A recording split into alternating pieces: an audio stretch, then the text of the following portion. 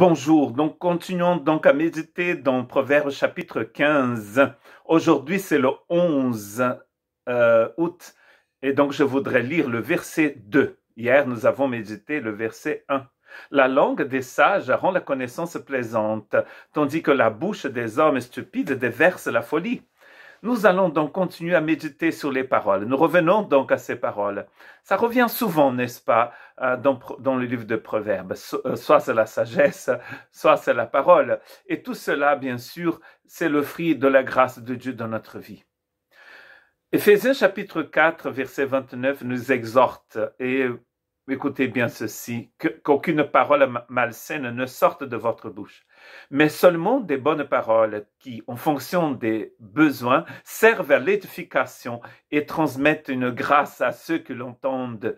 Donc vous voyez que là, nous trouvons la grâce qui va être transmise par la parole du Seigneur, qui est d'ailleurs dans notre langue.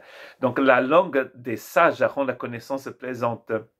Il n'y a rien de plus agréable que de passer du temps avec des gens qui parlent bien, qui disent du bien des autres. Par contre, de passer du temps avec des gens qui sont tout le temps en train de crier, de critiquer, de dire du mal des autres, c'est un cauchemar, n'est-ce pas? Moi, j'ai des amis, et je pense que vous aussi, vous avez des amis comme ça, qui sont très sympathiques, qui sont tout le temps en train de dire de belles choses, de chanter de belles choses, et cela, c'est une santé pour l'âme. Et ça rend la connaissance plaisante. Donc, on a envie de connaître ce que la personne est en train de partager, parce que c'est plaisant. Tandis que les paroles malsaines vont faire du mal. C'est ce que Proverbe Éphésiens est en train de nous dire, enfin Paul est en train de dire à l'église d'Éphèse. Il faut utiliser des paroles qui servent à l'édification. Les paroles qui servent à l'édification vont aussi transmettre une grâce à ceux qui l'entendent. Nous avons vu hier que nous devons être des pacificateurs, des agents de paix. Et ce sont les fils de Dieu qui sont des agents de paix.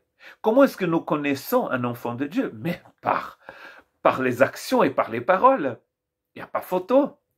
Nous pouvons proclamer, dire haut et fort, nous sommes chrétiens, nous sommes disciples du Christ, mais ce sont les paroles qui sortent de notre bouche qui vont le démontrer.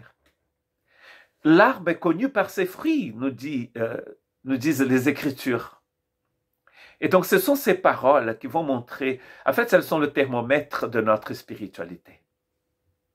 1 Thessaloniciens 5,14. Nous vous y invitons, frères et sœurs, avertissez ceux qui vivent dans le désordre, réconfortez ceux qui sont abattus, soutenez les faibles, faites preuve de patience envers tous. Et nous vivons un temps qui est très difficile, où des chrétiens et de non-chrétiens, d'ailleurs, le monde entier est divisé. Ici en France, la société française est divisée autour des sujets brûlants comme le vaccin, le pass. Avant, c'était autre chose. Et peut-être les gens sont divisés à cause du foot, peut-être on était divisés à cause des Jeux olympiques. Nous pourrons être toujours divisés.